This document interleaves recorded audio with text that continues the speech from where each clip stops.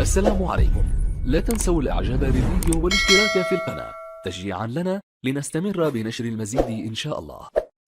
السلام عليكم خوتي العزاز، الناس اللي باقي ما اشتركوش في قناه نايضه كره نكليهم يدعمونا بالاشتراك والضغط على زر الجرس باش دائما لا حطينا شي فيديو يوصل عندكم نتوما الاولين. كما شفنا خوتي مباراه قاصحه، مباراه صعيبه بين فريق الاهلي المصري في ميدانه ضد فريق الوداد البيضاوي في نهائي دوري ابطال افريقيا. مباراه الذهاب، مباراه الاياب ان شاء الله غتكون الاسبوع المقبل في مدينه الدار البيضاء في المغرب بطبيعه الحال.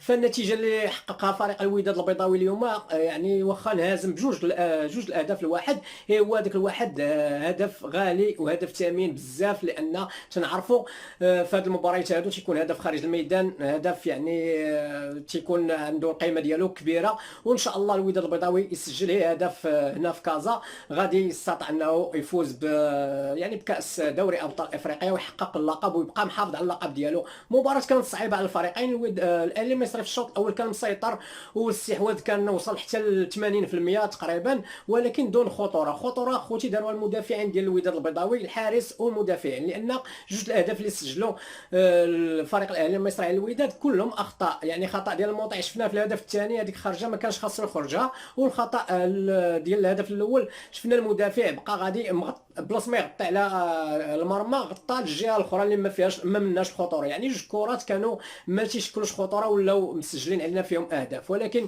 الحمد لله الوداد البيضاوي تدارك الموقف في الاخر المباراه وجاب هذا الهدف هذا لانه هدف غالي بزاف. خوتي الاعزاز، تنتمنى يعني تنتمنى تخليوا لي الاراء ديالكم في التعاليق على هذه المباراه هذه وعلى الهدف الثامن اللي سجلوا الوداد البيضاوي وعلى فوز الاهلي على الوداد. المهم ان فوز واخا فوز، ولكن الهدف هذاك بطعم الانتصار، لان كما قلت لكم هدف واحد خاصنا هنا ان شاء الله في بلادنا ونستطيعوا اننا نديو هذا الكاس هذه. خوتي الاعزاز، نتلاقاو في فيديو جديد. كان معكم خوكم كمال من قناتكم وقناتنا نايضه كره. السلام عليكم.